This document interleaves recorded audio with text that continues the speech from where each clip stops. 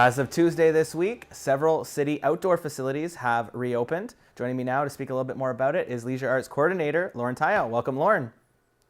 Good afternoon. All right, so let's start first of all with what types of outdoor equipment will be accessible and open now this week. All right, yeah, this week, as Premier Ford announced last Thursday, we were allowed to open some outdoor facilities. So on Saturday, the marina was open. Marina 200 was open, started accepting boats. Down at Marina 200, the boat launches were opened.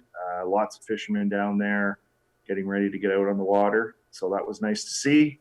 And then after the long weekend, on Tuesday, we were able to open the tennis and pickleball courts in the city. So we have 5 double courts for tennis and pickleball throughout the city. The pickleball dedicated courts are at Terry Fox and Broadview, which we have pickleball lines painted on the tennis court surface.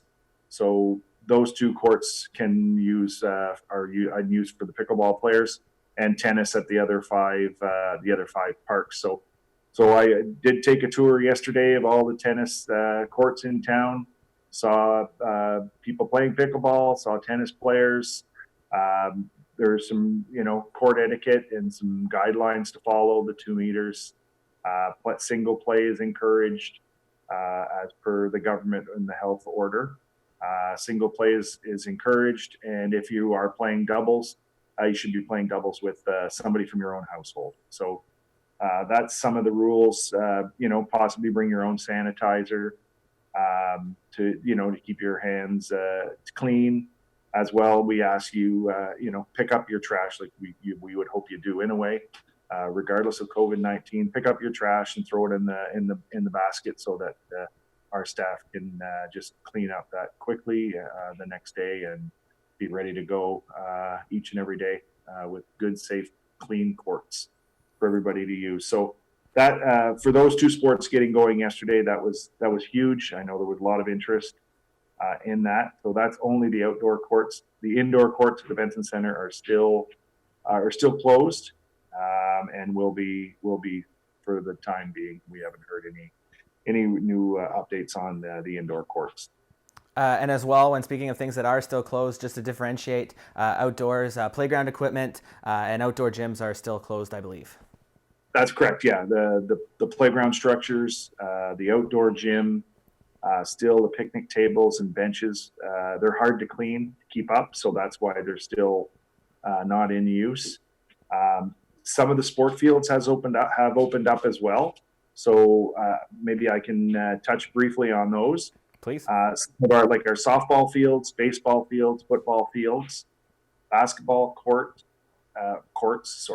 ball hockey, little court, and a skate park are all available and open to use, but with some guidelines, of course. Still try to maintain the 2 meters, which is why they're saying in the guidelines for the sports that it's not game, it's practicing skills.